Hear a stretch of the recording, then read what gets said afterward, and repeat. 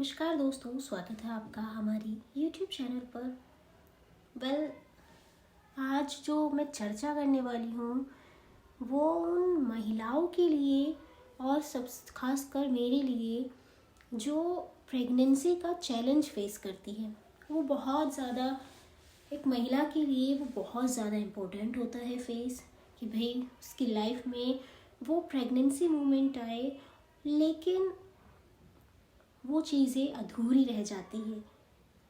लेकिन वक्त होते कैसे बदलाव आता है एक लड़की के जीवन में, कैसे वो एक लड़की पत्नी बनती है, पत्नी से माँ बनती है, लेकिन उस माँ बनने के चक्कर में बहुत कॉम्प्लिकेटेड सिचुएशन भी आती है और ऐसे फिजिकली भी चैलेंजेस बहुत ज़्यादा। उम्मीद करते हैं आपको मेरी ये वीडियो पसंद आएगी। मैं कोई अपना सिर्फ एक्सपीरियंस ही मैं आपको एक्सप्लेन कर रही हूँ।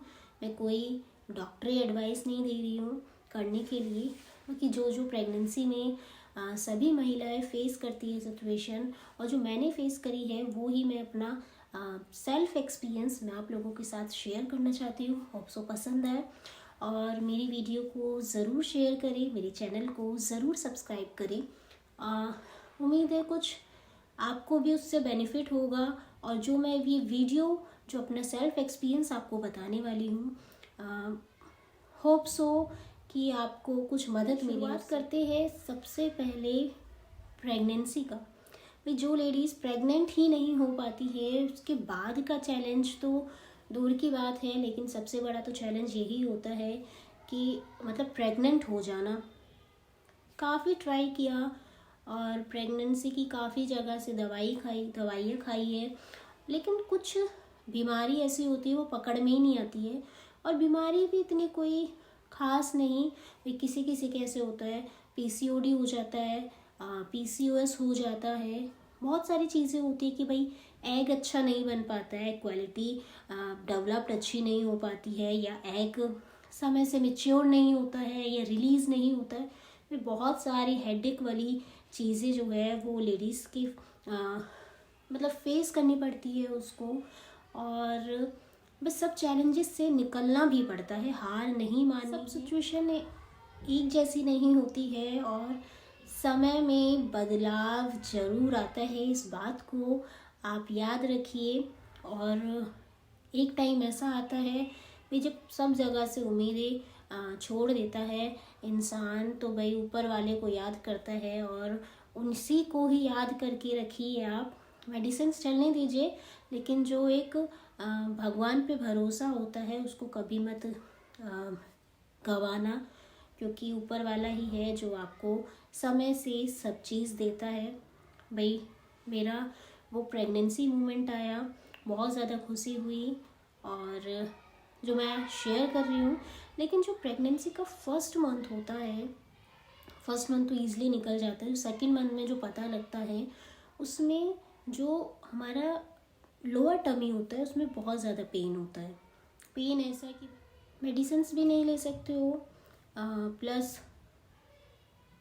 इतनी वीकनेस आ जाती है बॉडी में, उसको आप कैसे आप कवर करोगे, क्योंकि आप ना तो कुछ खाने का मन करेगा, किसी किसी को तो वही स्टार्टिंग से ही वॉमिटिंग लग जाती है, और कुछ खाना पीना भी बहुत ज़्यादा वीकनेस आ जाती है और खाया पिया भी नहीं जाता है।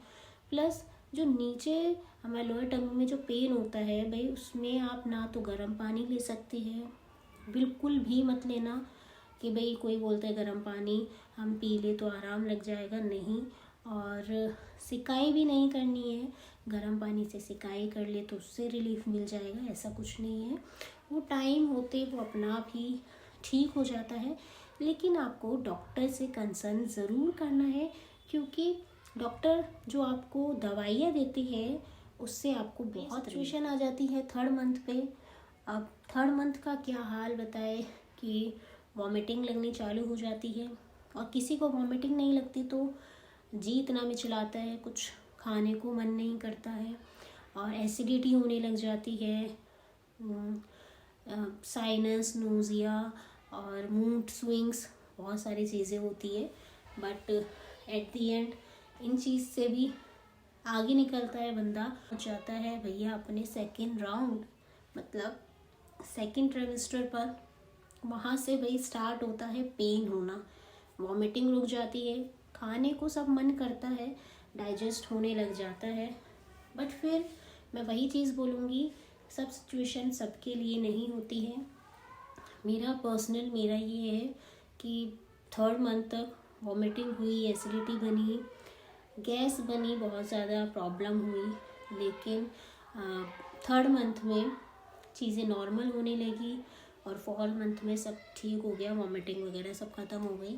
अब खाने को भी डाइजेस्ट हो जाता है, दिक्कत नहीं होती। लेकिन जो नया चैलेंज आया है लाइफ में वो ये है कि बैक पेन बहुत होता है, जो मतलब उठना बैठना, थोड़ी देर खड़े हो जाओ तो ज़्यादा प्रॉब्लम। और उन्हीं सब चीज़ों के बीच में काम भी करना है, आपको एक्सरसाइज भी करनी है, रेस्ट भी करना है और खुश भी रहना है, सारी चीज़ों पर ध्यान रखना है। क्योंकि भाई आप टेंशन में तो आपका बच्चा टेंशन में, अगर आपको कोई प्रॉब्लम है आपके बच्चे को प्रॉब्लम होगी। तो इसीलिए खाने पीने का ध्यान रखिए और ज़्यादा ना बैठना है, ना उठना है, ना लेटना है, हर चीज़ में ही प्रॉब्लम होगी।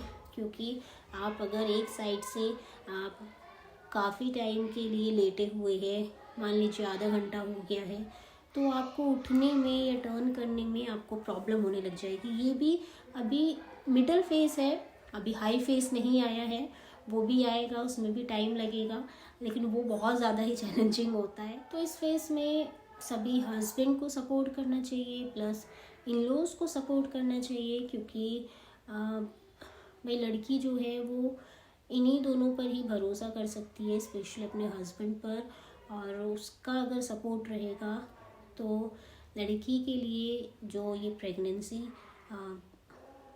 सिचुएशन है, जो भाई जर्नी है, वो इजी हो जाती है, बहुत हद तक इजी हो जाती है।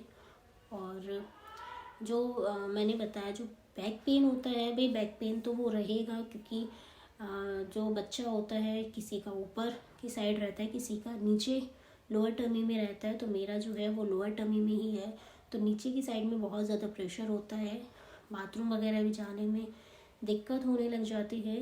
तो रेस्ट करिए, ज़्यादा देर काम भी नहीं करना है और वॉक ज़रूर करनी है और अपनी medicine time. Last but not the least, क्योंकि मेरा 6 मंथ अभी स्टार्ट हुआ है, तो अभी तक का मेरा यही एक्सपीरियंस है कि भाई फर्स्ट ट्राइमेस्टर में वॉमिटिंग होना और कोई आपको रूट कवर नहीं करना है, मतलब दूर नहीं जाना है, कोई जर्नी नहीं तय करनी है, घूमना फिरना अभी अवॉइड ही करिए तो अच्छा रहेगा।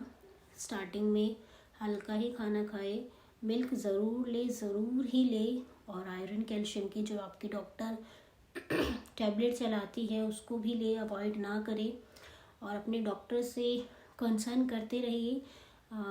लेवल 1 स्कैन तो हो गया है, उसमें सब नॉर्मल है, लेवल 2 स्कैन अभी बाकी है, उसकी रिपोर्ट आएगी तो मैं आपके साथ वो भी शेयर कर दूँगी इफ़ यू वांट।